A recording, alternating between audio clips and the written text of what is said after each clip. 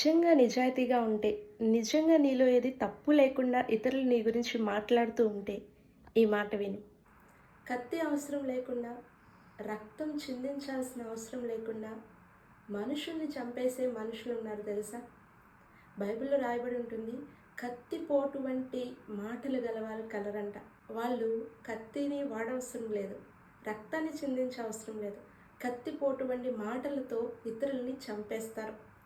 అయితే వాళ్ళు మాట్లాడే ప్రతి మాటని మనం పట్టించుకుంటూ ఉంటే మనం లైఫ్‌లో ముందుకు వెళ్ళలేము.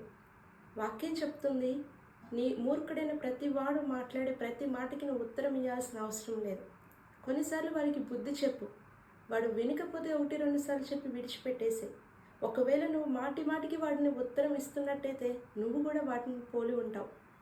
వాడి మాటలు నువ్వు పట్టించుకుంటూ ఉంటే నీ భవిష్యత్తులో నువ్వు ముందుకు వెళ్ళలేవు.